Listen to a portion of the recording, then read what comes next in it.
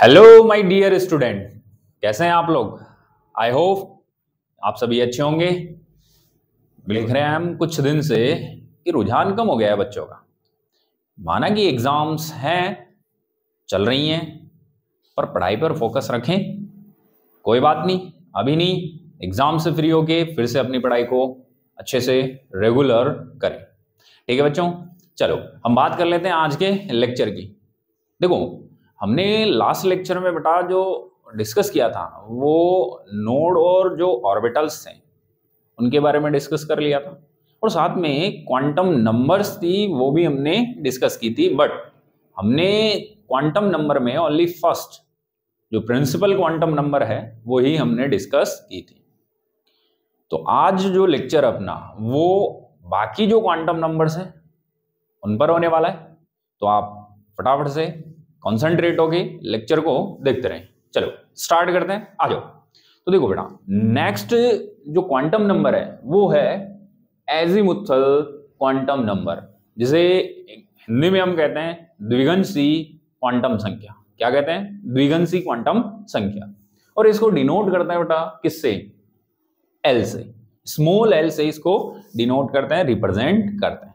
अब हम बात कर लेते हैं कि जो ये क्वांटम नंबर है, कौन सी? एजीमुथल क्वांटम नंबर, ये किसने दी थी? तो एक साइंटिस्ट थे जिनका नाम था सोमरफील्ड, और सोमरफील्ड के बारे में हम पहले डिस्कस कर चुके हैं। तो उन्होंने एजीमुथल क्वांटम नंबर का कॉन्सेप्ट जो था वो दिया था। और एक और बात मैं आपको बताता हूं जो कि बहुत काम की है, सोमरफील्ड ही वो साइंटिस्ट थे जिन्होंने सब सेल का कॉन्सेप्ट भी दिया। कौन? किनका? सब सेल, यानी कि उपकोष का कॉन्सेप्ट दिया। उपकोष के बारे में जो बताया वो कौन से साइंटिस्ट थे? सोमरफील्ड ही थे। क्लियर? चलो इसके बाद में मैं आपको बताता हूं कि जो एजीमुथल क्वांटम नंबर है इसको हम और भी कई नाम से जान सकते हैं। जैसे हम कह सकते हैं secondary quantum number, angular quantum number यानी कि द्वितीय क्वांटम संख्या, कोणीय क्वांटम संख्या, या इसे सब्सिडरी क्वांटम नंबर भी कहते हैं। क्या कहते हैं? Subsidiary quantum number. तो ये इसके कुछ अदर नेम है। इसके बाद में मैं आपको बताता हूं कि जो ये क्वांटम नंबर है वो इलेक्ट्रॉन के किस चीज की जानकारी देता है।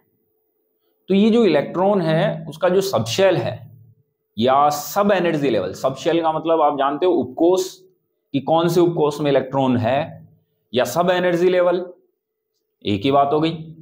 एनर्जी लेवल होते हैं एन, और सब एनर्जी लेवल क्या होते हैं? वही subshell, उपकोष।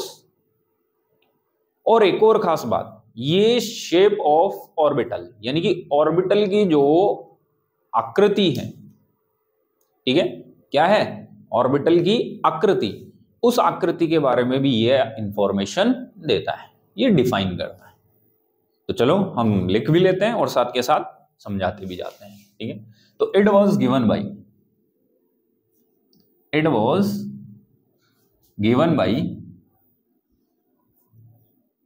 Sommerfeld.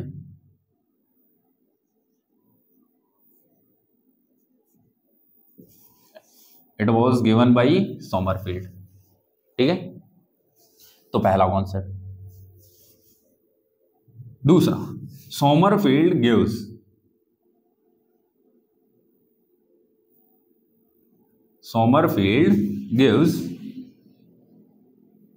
The concept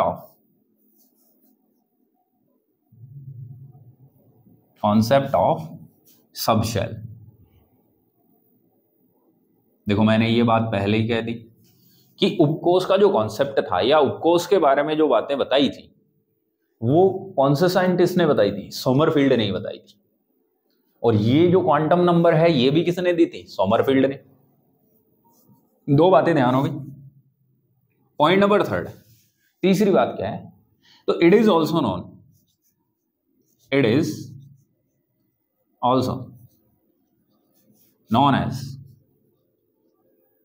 known as angular quantum number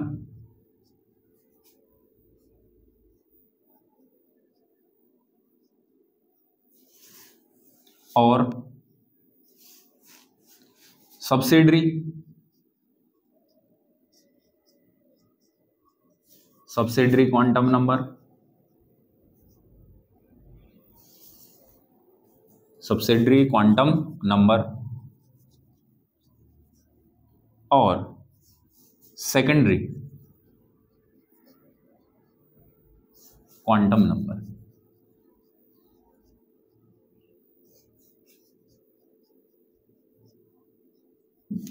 तो ध्यान से देखो बेटा, इसे हम और भी नामों से जान सकते हैं, जैसे कौन कौन से, angular quantum number, subsidiary quantum number, ठीक है, और secondary quantum number.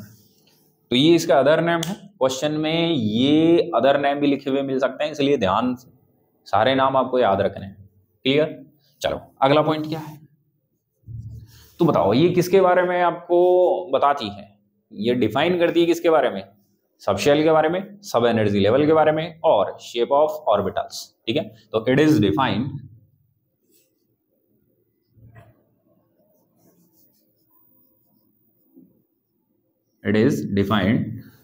the subshell,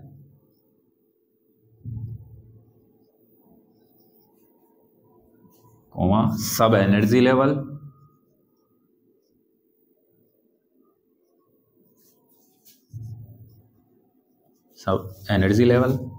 and the shape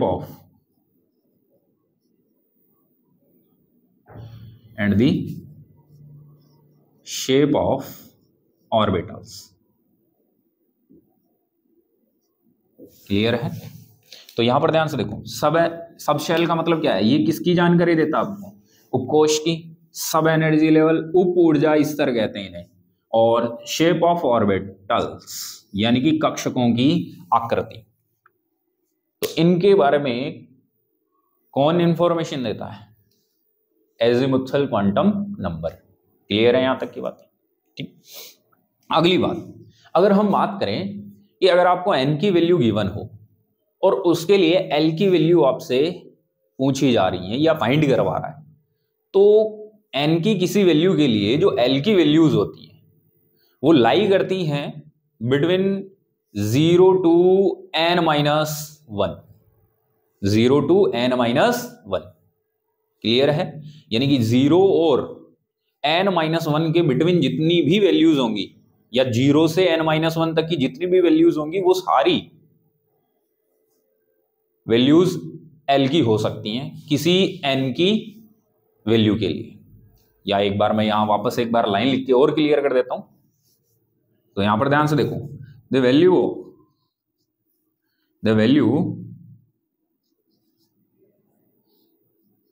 of L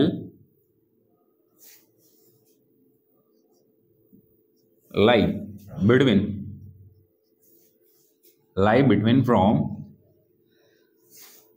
0 to n-1 for given value of n,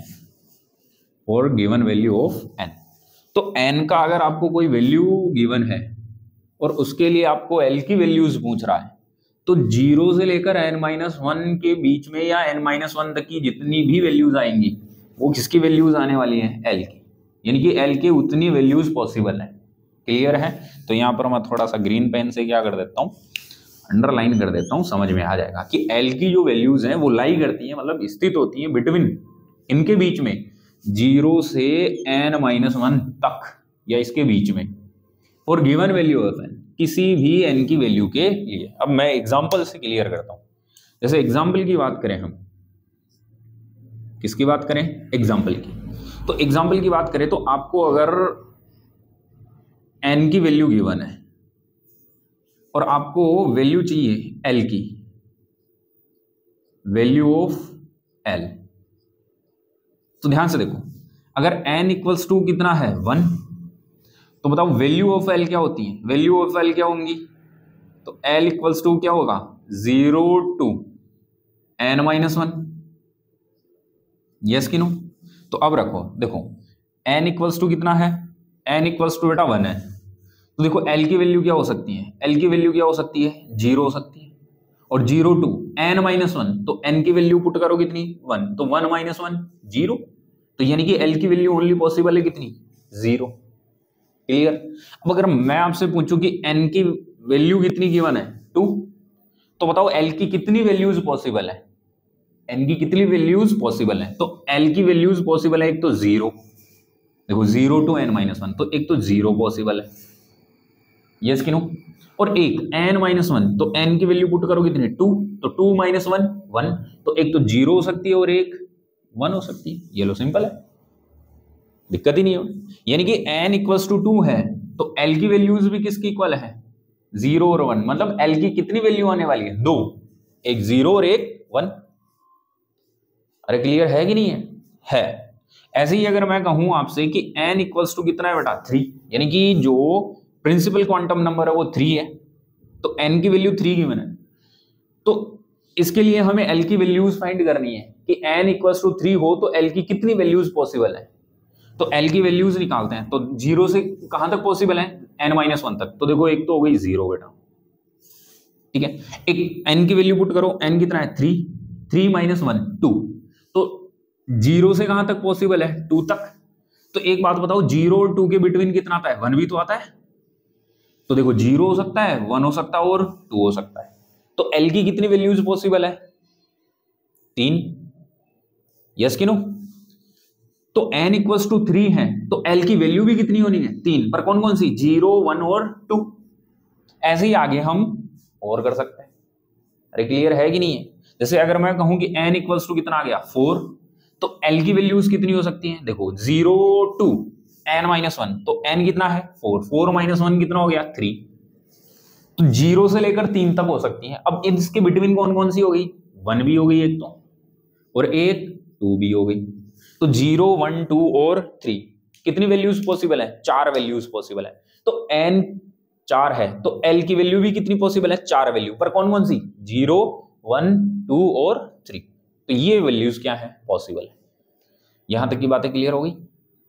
ये कॉन्सेप्ट क्लियर है कि अगर n की वैल्यू गिवन हो और आपको l की वैल्यू पूछी जाए उससे रिलेटेड, तो कहां से कहां तक होती है, 0 टू n माइनस 1 तक, ठीक है। 0 से लेकर के n माइनस 1 तक ये वैल्यूज होती है। क्लियर है कि नहीं, क्लियर है।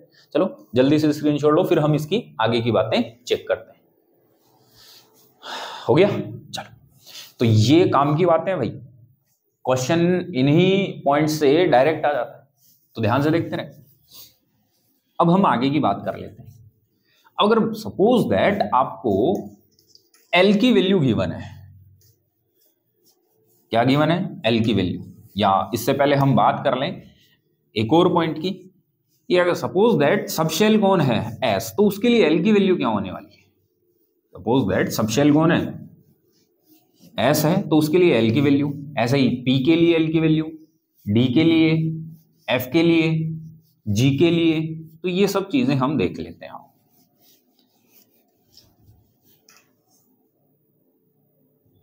तो value of L for subshell, तो सबशेल के लिए जो वैल्यूज हैं किसकी, L की, वो क्या है वो देखते हैं। आओ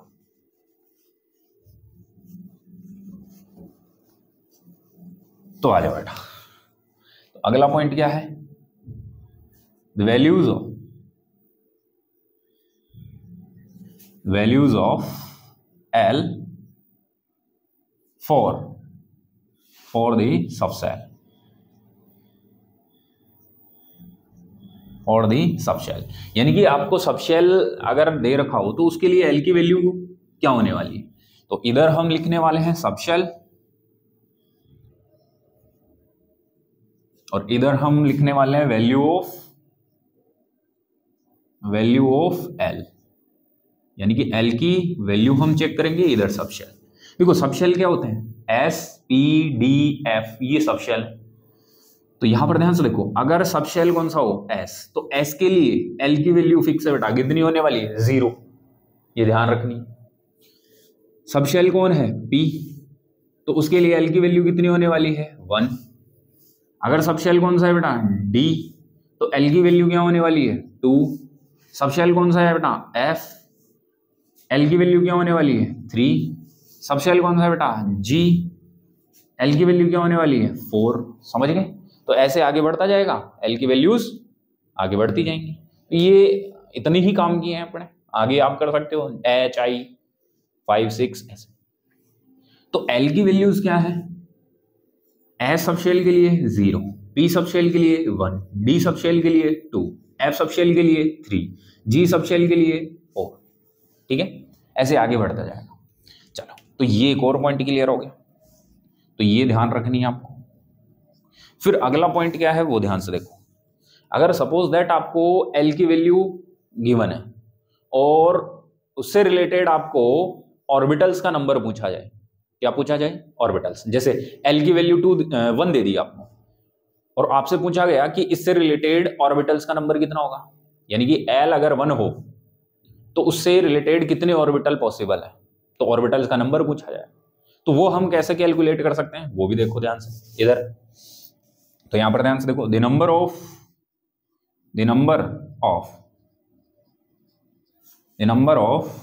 orbitals, the number of orbitals for a given value, for a given value of L, यानी कि L की अगर आपको कोई वैल्यू दी गई है तो उसके लिए ऑर्बिटल्स का नंबर कैसे हम कैलकुलेट करते हैं, तो वो इक्वल टू होता है किसके, 2L + 1। किसके इक्वल होता है बेटा, 2L + 1। तो 2L + 1 इसके इक्वल क्या आएंगे, नंबर ऑफ ऑर्बिटल। जैसे अगर मैं कहूं कि L की वैल्यू 1 है, L की वैल्यू कितनी है 1, तो उससे रिलेटेड ऑर्बिटल्स का नंबर कितना आएगा, तो L की जगह कितना पुट कर दो 1, तो 2 × 1 2 + 1 कितने हो गए 3। अब आप देखो L की वैल्यू 1 कौन से ऑर्बिटल कौन से सब शेल के लिए होती है, P के लिए। L की वैल्यू 1 है तो L की वैल्यू 1 कौन से सब शेल के लिए है, P। और आपको मैंने लास्ट वाले लेक्चर में बता दिया कि P के कितने ऑर्बिटल्स हैं, 3 ऑर्बिटल्स हैं, Px, Py और Pz। तो आ गए ना 3, L की वैल्यू कितना रखो 1, तो 2 × 1 2 + 1 3, तो 3 ऑर्बिटल्स आ गए L = 1 से रिलेटेड। सिंपल है। चलो और हम डिटेल से आगे एग्जांपल देंगे अभी। तो ये तो हो गया नंबर ऑफ ऑर्बिटल्स। अब मान लो नंबर ऑफ इलेक्ट्रॉन पूछ ले, क्या पूछ ले, the number of electrons, the number of electrons for a given value, for a given value of.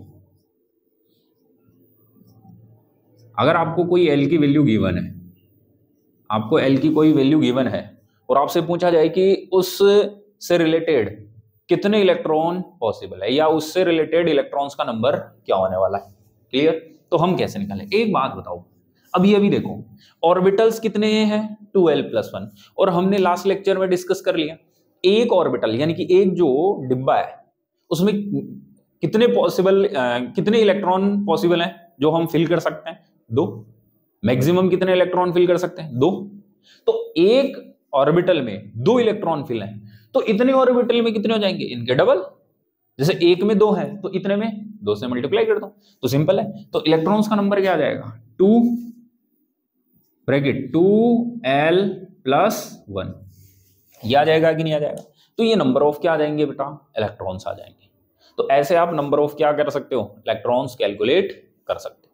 यहां तक की बातें क्लियर हैं कि नहीं है। अब हम चलते हैं कुछ एग्जांपल्स पे। अब इसके एग्जांपल्स देख लेते हैं, ठीक है। तो यहां पर मैं लिखता हूं, ठीक है। तो यहां पर मैं लिखूंगा value of L, value of L। देखो L की वैल्यू हम यहां रखेंगे, इस L की वैल्यू से रिलेटेड सब शेल हम यहां रखेंगे, क्या रखेंगे, सब शेल। चलो मैं अलग पेन से बता देता हूं ताकि थोड़ा सा डिफरेंस आ जाए, ठीक है, तो यहां है वैल्यू ऑफ एल, ठीक है, यहां वैल्यू ऑफ एल रखेंगे। फिर यहां हम सब शेल, तो यहां सब शेल लिखेंगे। फिर यहां नंबर ऑफ ऑर्बिटल्स, और नंबर ऑफ ऑर्बिटल्स हम कैसे फाइंड करते हैं, 2l+1 से, ठीक है, तो number of orbitals equals to 2। और फिर यहां हम लिखेंगे नंबर ऑफ इलेक्ट्रॉन्स, और ये हम कैसे कैलकुलेट करते हैं, 2(2l+1), क्लियर है। तो ये है। अब हम बात कर लेते हैं value of L. Suppose that आपको एल की वैल्यू कितनी गिवन है, 0। हमें पता है एल की वैल्यू 0 किसके लिए पॉसिबल है, सब शेल एस के लिए, तो एस सब शेल के लिए। अब हमें क्या करना है, नंबर ऑफ ऑर्बिटल्स कैलकुलेट करना है, तो फॉर्मूला ये रहा, तो पुट करो 2 इंटू एल की वैल्यू कितनी है बेटा, 0, एल की वैल्यू 0 प्लस 1, ये हो गया, तो इक्वल्स टू क्या आ गया, देखो ये तो हो गया 0 और ये हो गया 1, तो फाइनली ऑर्बिटल्स का नंबर कितना है, 1। इसका मतलब सीधा सीधा कितने डिब्बे हैं, 1। यस कि नो, कितना डिब्बा है, 1। अब एक डिब्बे में मैक्सिमम कितने इलेक्ट्रॉन फिल कर सकते हैं, 2। तो आओ हम कैलकुलेट कर सकते हैं इधर से। इलेक्ट्रॉन्स का नंबर कैसे कैलकुलेट करेंगे, 2 ब्रैकेट 2l, एल की वैल्यू 0 प्लस 1, तो ये तो हो गया 0 और ये 1, तो ये 1 इंटू 2, तो फाइनली कितने आ गए, 2 इलेक्ट्रॉन। सिंपल है कि नहीं है भाई, फाइनली कितने, 2 इलेक्ट्रॉन। तो देखो एक ऑर्बिटल 2 इलेक्ट्रॉन पॉसिबल है मैक्सिमम। चलो आगे और देख लेते हैं, इसको मिटा देते हैं थोड़ा सा। तो S ये है। अब सपोज दैट L की वैल्यू आपको कितनी गिवन है, वैल्यू ऑफ L आपको गिवन है 1। वैल्यू ऑफ L आपको कितनी गिवन है, 1। तो सब शेल कौन सा हो जाएगा, तो देखो 1 जो L की वैल्यू 1 है वो कौन से सब शेल के लिए है, P। तो बेटा सब शेल कौन सा हो गया, P सब शेल हो गया। चल नंबर ऑफ इलेक्ट्रॉन्स चेक करते हैं। नंबर ऑफ इलेक्ट्रॉन क्या होता है, 2l+1, तो ये लो 2l, L की वैल्यू 1 प्लस 1, तो नंबर ऑफ ऑर्बिटल्स आ जाएगा, नंबर ऑफ ऑर्बिटल्स 2l+1, तो 2 इंटू 1 2 प्लस 1, तो फाइनली कितने आ गए, 3। यानी कि हम कह सकते हैं कि नंबर ऑफ ऑर्बिटल्स का नंबर कितना आने वाला बेटा, 3। यस कि नो।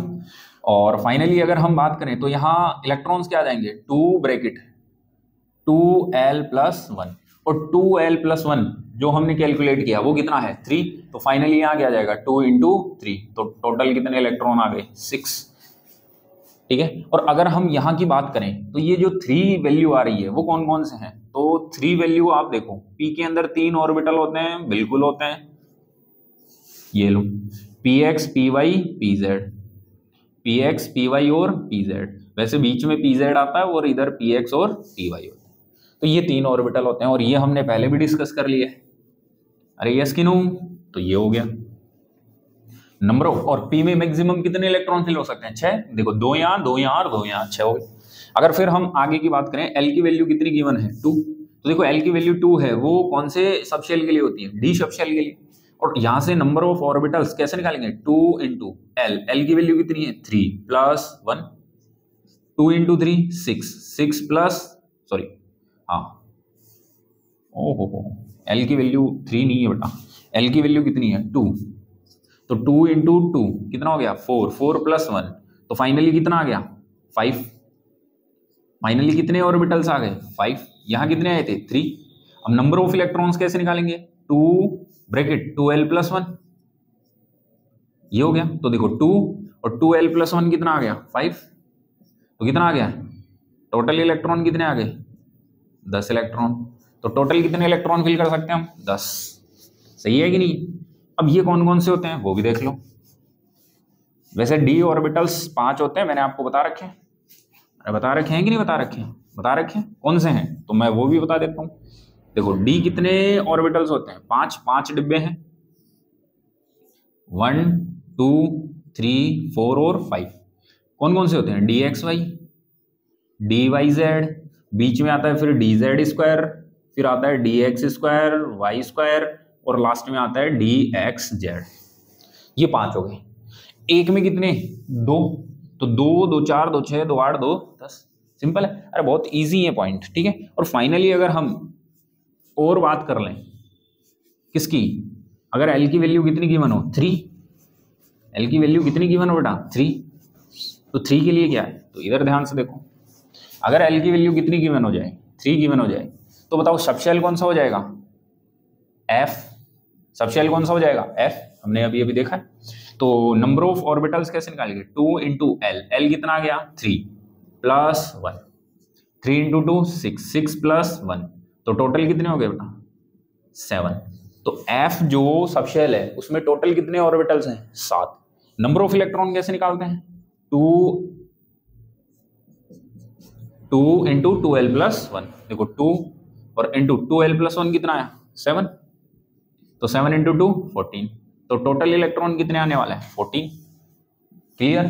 चलो 7 डिब्बे होते हैं। कितने डिब्बे होते हैं? 7 डिब्बे। एक डिब्बे में कितने?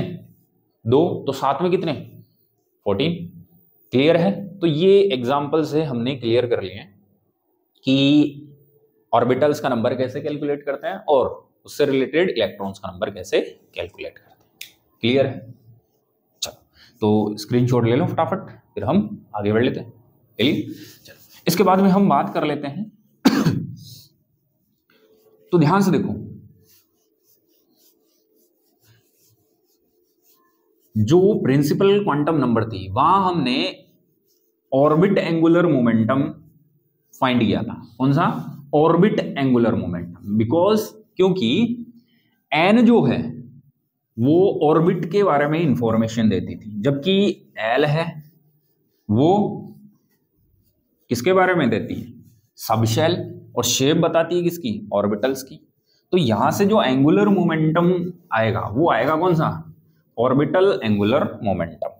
तो यहां पर ध्यान से देखो, तो देखो बेटा, जो एंगुलर क्वांटम ऑर्बिटल एंगुलर जो मोमेंटम है वो हम एक फॉर्मूले से कैलकुलेट करते हैं। वो फॉर्मूला क्या है वो हम देख लेते हैं।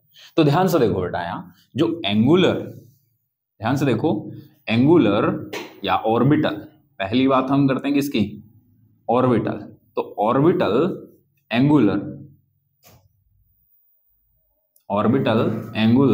Momentum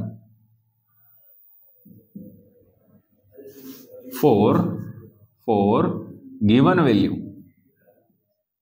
given value of L. तो ध्यान से देखो, यहां पर ध्यान से देखो, जो ऑर्बिटल एंगुलर मोमेंटम है, ऑर्बिट एंगुलर मोमेंटम तो बता दिया था पहले मैंने, किसके लिए फाइंड करते हैं? जब एन की वैल्यू, प्रिंसिपल क्वांटम नंबर। यहां है ऑर्बिटल एंगुलर मोमेंटम। क्या है? Orbital angular momentum. अगर आपको एल की वैल्यू कोई गिवन हो और उसके लिए ऑर्बिटल एंगुलर मोमेंटम आपको फाइंड करना हो, तो हम एक फॉर्मूले से फाइंड करते हैं, वो है म्यू एल। क्या है? Mu L. L azimuthal quantum number से रिलेटेड है और म्यू है मोमेंटम। तो म्यू एल इक्वल्स टू क्या है? वो आता है square root L bracket L plus 1 और स्क्वायर रूट के बाहर आएगा h अपॉन 2 पाई। तो ये फॉर्मूला आपको यूज करना है। क्लियर है? एल की वैल्यू आपको गिवन होगी, बस एल की वैल्यू पुट करें और जो ऑर्बिटल एंगुलर मोमेंटम है वो फाइंड कर सकते हैं। क्लियर? अब हमने एक और चीज पढ़ी है क्या, कि ये जो h अपॉन 2 पाई है वो इक्वल होता है किसके? h कट के। यस कि नो? तो मैं h अपॉन 2 पाई की जगह h कट भी कर सकता हूं। तो जो म्यू एल है वो इक्वल्स टू आ जाएगा किसके? Square root L bracket L plus 1 और यहां क्या आ जाएगा? स्क्वायर रूट के बाहर बेटा h कट। क्लियर है? तो यहां आ जाएगा क्या? h cut. तो ये फॉर्मूलाज आपको क्या करना है? ध्यान रखने दो। क्लियर है? तो ये दोनों फॉर्मूलाज आपको क्या करने हैं? ध्यान रखने। तो यहां से हम ऑर्बिटल एंगुलर मोमेंटम है वो फाइंड कर सकते हैं अगर आपको एल की वैल्यू गिवन हो तो। क्लियर है? चलो तो ये आपके एजीमुथल क्वांटम नंबर है, वो यहाँ क्या होती है, कंप्लीट। अब हम जो नेक्स्ट है third number magnetic quantum number, वो हम डिस्कस करने वाले हैं। चलो जल्दी से स्क्रीनशॉट लो, फिर हम आगे बढ़ लेते हैं। क्लियर है? तो चलो हम आगे बढ़ लेते हैं। तो इसको मिटा देता हूं मैं। अगली जो है वो है बेटा मैग्नेटिक क्वांटम नंबर। मैग्नेटिक जो क्वांटम नंबर है, थर्ड जो नंबर की जो क्वांटम नंबर है, देखो मैग्नेटिक क्वांटम नंबर है वो किसने बताई थी? वो बताई थी एक साइंटिस्ट थे जिनका नाम था लिंडे। क्या नाम था भाई? लिंडे। ठीक, तो मैग्नेटिक क्वांटम नंबर, और इसको डिनोट करते हैं बेटा हम स्मॉल एम से। तो ये एक साइंटिस्ट थे जिनका नाम था लिंडे, उन्होंने इसके बारे में जानकारी दी थी। ये जो क्वांटम नंबर है ये किस चीज की इंफॉर्मेशन देती है? तो ध्यान से सुनो, ये इंफॉर्मेशन देती है ऑर्बिटल्स का जो ओरिएंटेशन है, थ्री डायमेंशनल ओरिएंटेशन, यानी कि त्रिविम जो अभिविन्यास है कि 3D में वो कैसे अरेंज है, उसके बारे में ये हमें इंफॉर्मेशन देती है। क्लियर? तो ध्यान से देखो, लिख लेते हैं। तो पहला पॉइंट क्या है? It was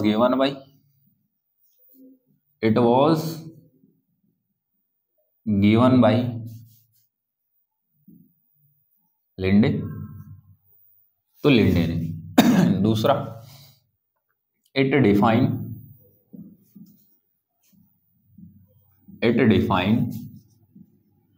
the orientation,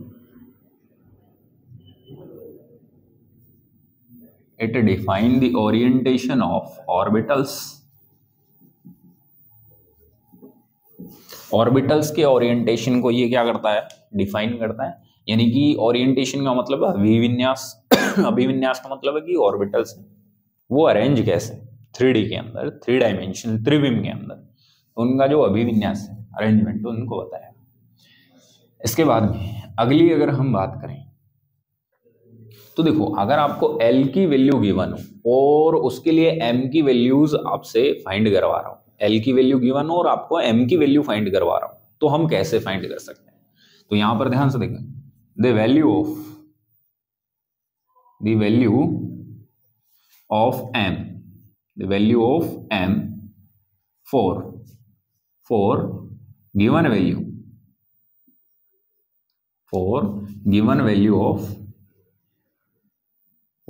value of L।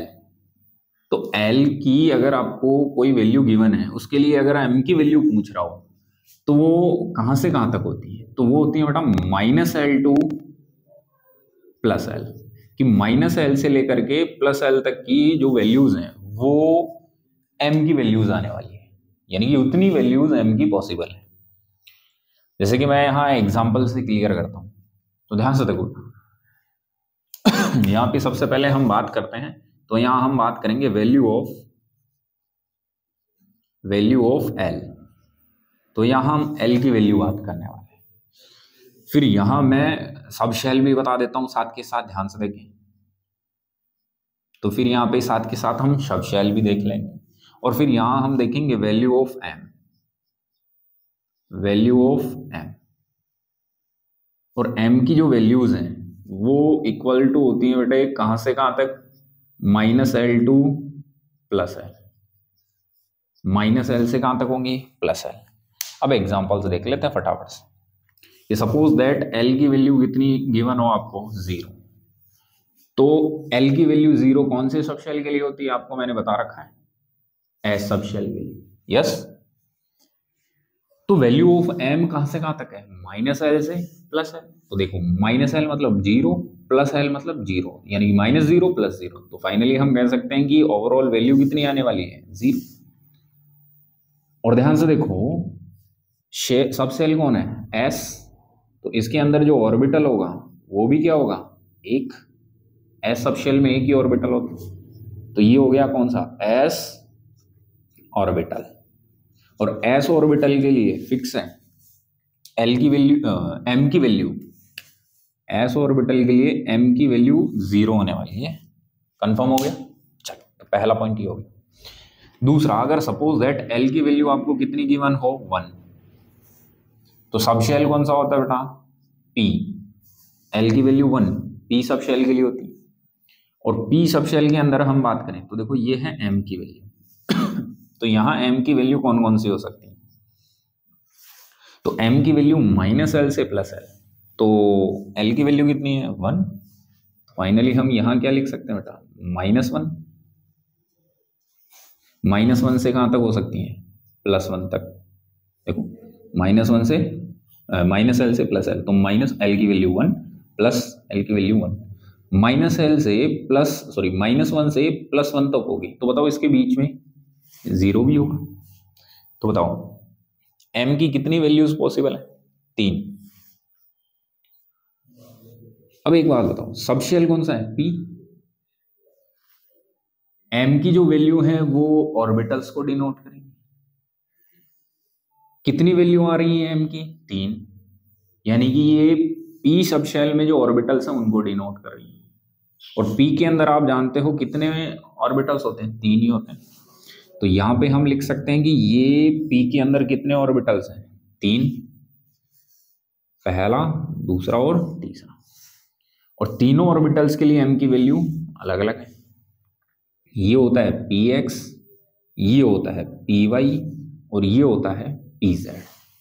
तो बड़े ध्यान से देखो, pz के लिए जो m है, pz के लिए जो m की वैल्यू है वो फिक्स है बेटा, कितनी होने वाली है? 0।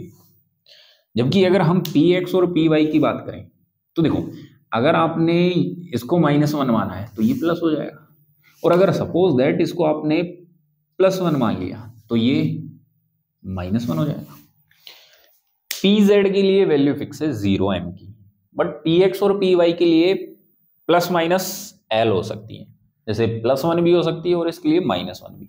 बट आपने अगर इसको +1 माना है तो वो -1, इसको -1 माना है तो वो +1, ऐसे होगा। वैल्यू अलग होंगी पर इन दोनों में कोई सी भी हो सकती है। जो इसको मानोगे उसके अलावा जो रहेगी वो उसकी हो जाएगी। बट pz की वैल्यू फिक्स, कितनी? 0। तो ये कौन से ऑर्बिटल्स हो गए बेटा? p orbital. ये कौन से ऑर्बिटल हो गए? p orbitals. तो ये p ऑर्बिटल की बात हो गई। इसके अलावा अगर हम फिर बात करें तो अगर मैं कहूं कि l की वैल्यू कितनी हो जाए? 2, तो l की वैल्यू कौन से सब शेल के लिए होती है? d सब शेल के लिए। और m की वैल्यू कहां से कहां तक पॉसिबल है बेटा? m की वैल्यू पॉसिबल है -L to +L। l की वैल्यू कितनी है? 2, तो हम कह सकते हैं -2 से कहां तक हो सकती है? +2 तक, -L से +L। बट -2 और +2 के बिटवीन -1 भी रह गया, फिर 0 रह गया और फिर +1 रह गया। तो बताओ m की कितनी वैल्यूज पॉसिबल है? 5।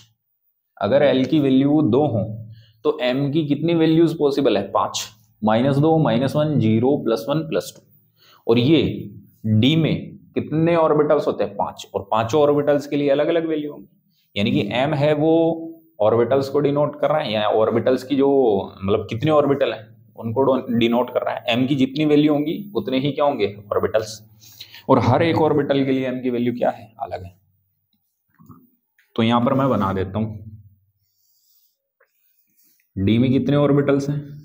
5। देखो, फर्स्ट, सेकंड, थर्ड, 4 और 5 कौन कौन से हैं ये भी हमने देख लिया। dxy, dyz, dz², dx² -y² या dx² और ये है dxz।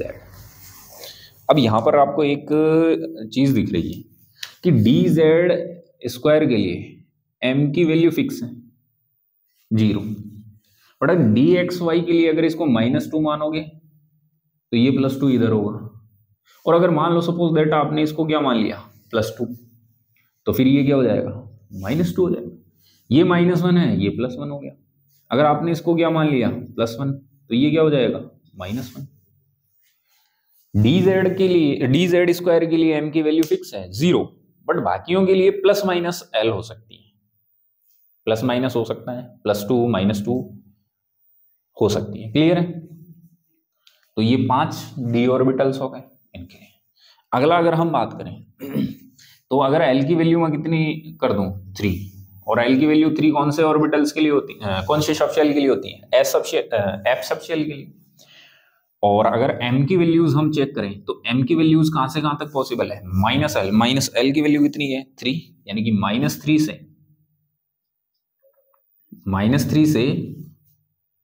+3 तक पॉसिबल है।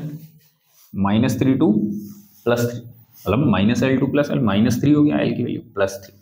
इसके बिटवीन का आ गया -2 -1 0 +1 +2 +3।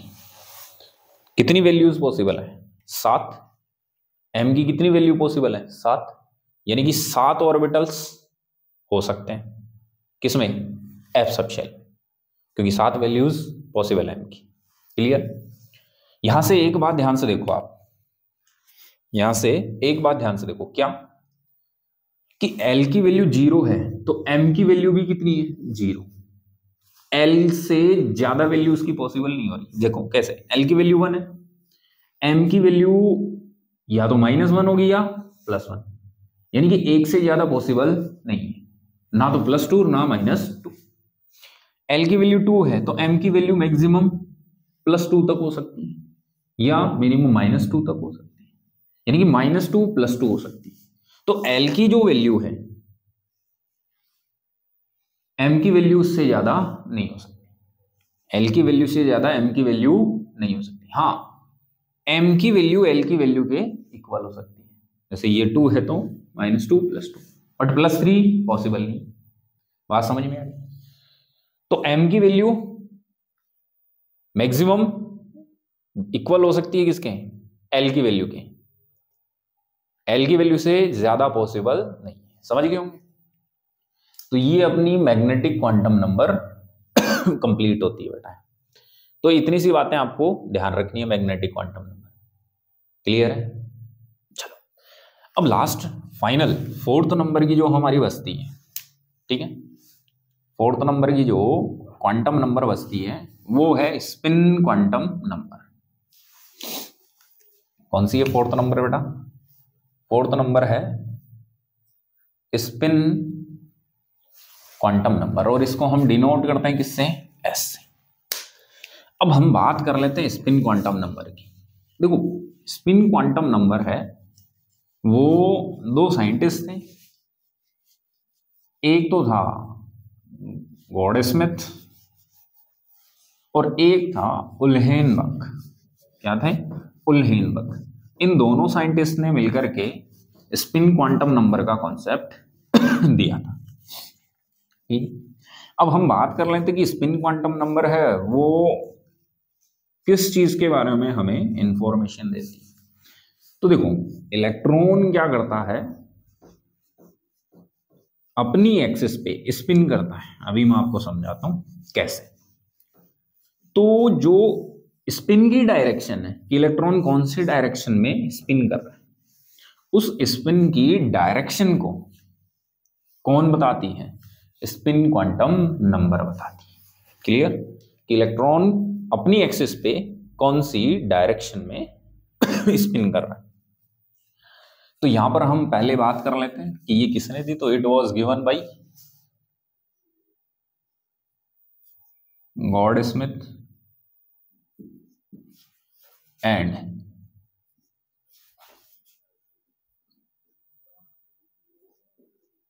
उल्हेनबर्ग। ठीक, तो ये 2 साइंटिस्ट थे जिन्होंने इस क्वांटम नंबर को बताया। क्लियर है यहां तक की बातें? चलो अगली बात जो हम करने वाले हैं वो है ये किसको रिप्रेजेंट करेगी। तो ध्यान से सुनना, इट रिप्रेजेंट या इट डिफाइन या इट रिप्रेजेंट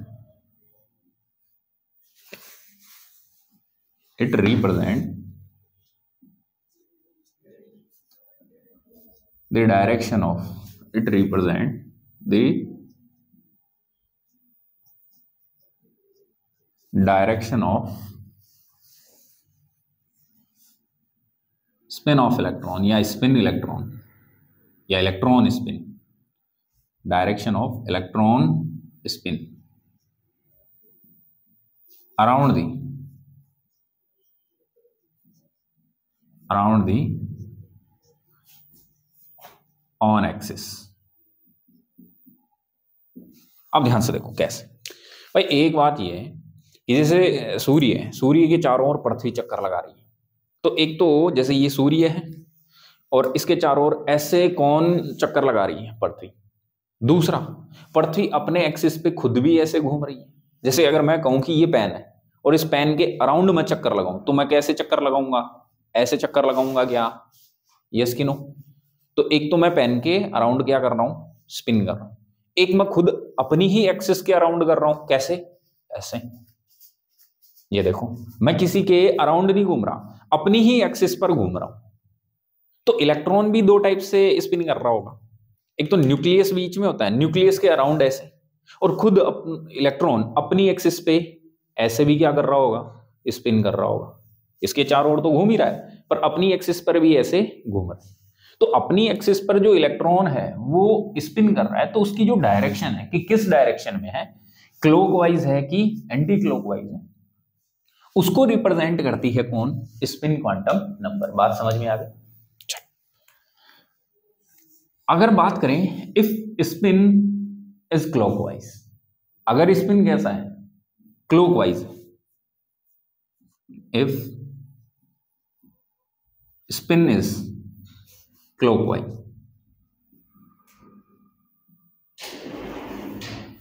तो एस की जो वैल्यू है वो हम मान के चलते हैं कितनी, +½ और अगर एंटी क्लॉकवाइज है स्पिन,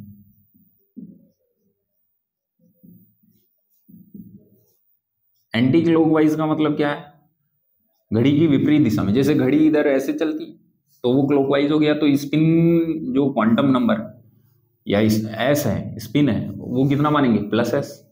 और अगर स्पिन क्या है, एंटी क्लॉकवाइज, मतलब ऐसे उल्टा है, इसको मैं ऐसे भी लिख सकता हूं, क्लॉकवाइज मतलब घड़ी की दिशा में, और इसको हम मानेंगे क्या, -2 मान के चलेंगे, यानी कि एंटी क्लॉकवाइज ऐसे उल्टी दिशा में, ऊपर से ऐसे क्लॉकवाइज, ऐसे एंटी क्लॉकवाइज।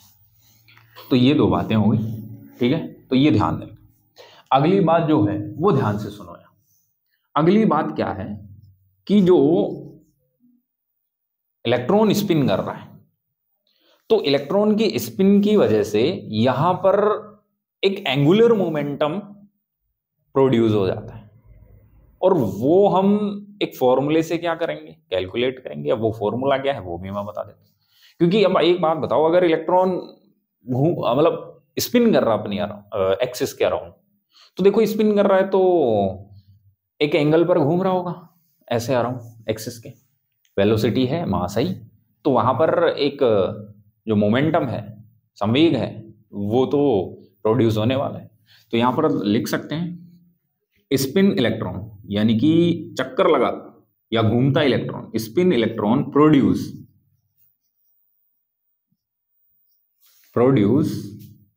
एंगुलर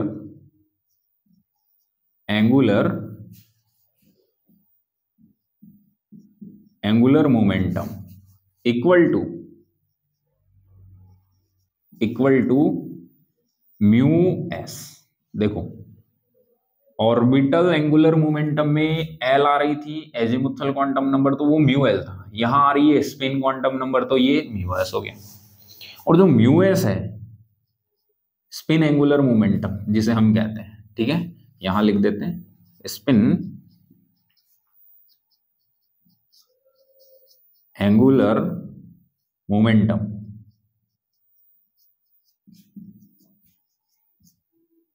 ठीक है, डिनोट करेंगे μs। तो हम एक फॉर्मूले से कैलकुलेट कर सकते हैं, वो है क्या, रूट या square root s bracket s+1 s+1 और यहां आ जाएगा h/2π। और वही बात h/2 को हम क्या कर सकते हैं, h कट भी लिख सकते हैं। तो यहां से म्यू एस वो इक्वल्स टू आ जाएगा क्या, square root s bracket s+1 h cut. तो यहां से ये म्यू एस है वो दो फॉर्मूले हैं, एक तो इससे कैलकुलेट कर सकते हैं और एक इससे भी हम कैलकुलेट कर सकते हैं। तो यहां पर ये बात आपको ध्यान रखनी, क्लियर। अब एक दो पॉइंट और बचते हैं, वो आपको मैं और समझा देता हूं। और वो क्या है, पहला देखो यहां पर जो एस आ रहा है, ये जो एस दिख रहा है, ये एस है क्या एक्चुअल में, ये एस है टोटल स्पिन। क्या है, टोटल स्पिन। तो टोटल स्पिन हम कैसे कैलकुलेट करते हैं, तो टोटल स्पिन जिसको हम किससे डिनोट कर रहे हैं, एस से, वो हम कैलकुलेट करते हैं कैसे, n इंटू हाफ। अब मेन बात ये है कि हाफ तो समझ में आया सर, क्लॉकवाइज है तो spin plus half, anti clockwise है तो spin minus half, but n क्या है, तो यहां n है number of unpaired electron, number of unpaired electron. तो अनपेयर्ड इलेक्ट्रॉन्स का नंबर है वो क्या है, n।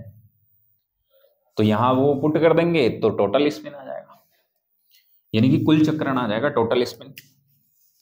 अगला जो पॉइंट है लास्ट, वो क्या है, वो है स्पिन मल्टीप्लिसिटी।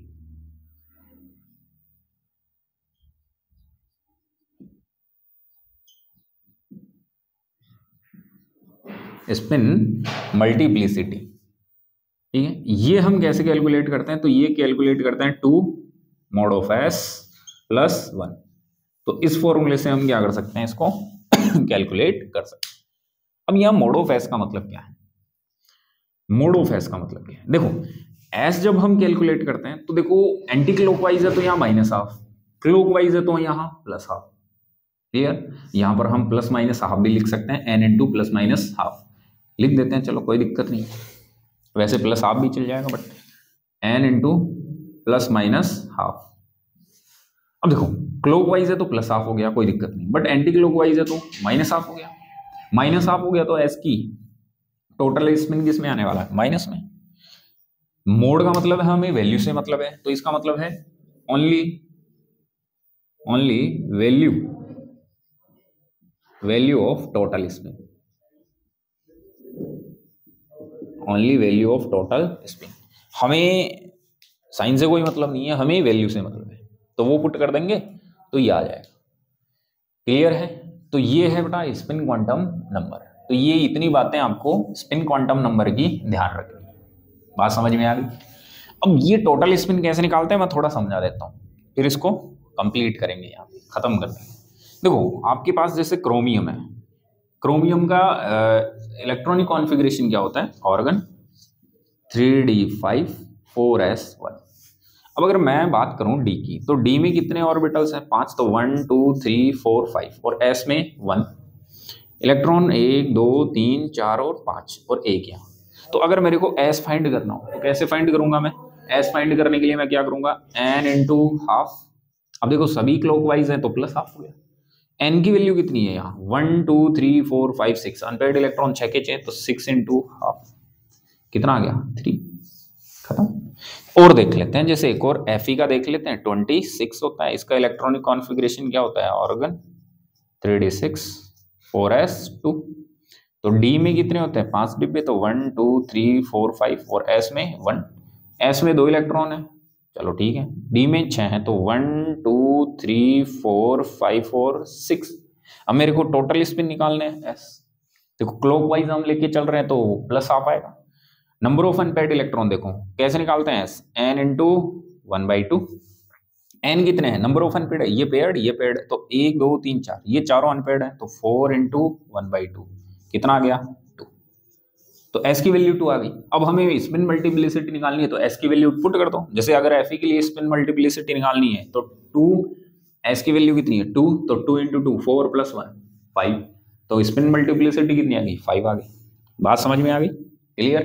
तो ये है बेटा क्वांटम नंबर्स, और हम इनको यहाँ पर कंप्लीट कर चुके हैं। तो आज का जो लेक्चर अपना वो हम यहीं क्या करते हैं, फिनिश करते हैं, स्टॉप करते हैं, ठीक है। एग्जाम का टाइम चल रहा है, कोई बात नहीं, एग्जाम पर फोकस करें, एग्जाम दें। जैसे एग्जाम कंप्लीट होता है फिर से अपनी स्टडी को कंटिन्यू करें, रेगुलर करें। रेगुलर वीडियोस हैं उनको वॉच करें, नई चीज़ें आपको मिल रही हैं और आप पढ़ोगे देखोगे तो जरूर आपको श्योर कोई ना कोई नया पॉइंट मिलने वाला है। एग्ज़ाम्स भी जो नीट की हैं वो भी अब आने वाली हैं, कुछ मंथ और बचे हैं। जेई का नेक्स्ट मंथ में एग्ज़ाम स्टार्ट हो ही जाएगा। तो बस आप मेहनत करते रहें लगातार, रुकना नहीं है। आप बोलो क्या पढ़ना है, हम आपके लिए तैयार हैं, हम मेहनत करेंगे आपके लिए, पर आपको पढ़ना है, मेहनत करनी है, समझ रहे हो। बाकी आप बच्चे समझदार हैं, ज़्यादा कुछ कहने की आवश्यकता नहीं। तो आप जल्द से अपने स्टडी पर फोकस करें, एग्जाम से फ्री हो। ठीक है बच्चों, फिर हम मिलते हैं नेक्स्ट लेक्चर में। तब तक के लिए आप खुश रहें, मस्त रहें। और लास्ट में मैं एक छोटी सी बात और कहूँगा कि इतना समय देने के लिए आपको बहुत बहुत बहुत धन्यवाद। Thank you.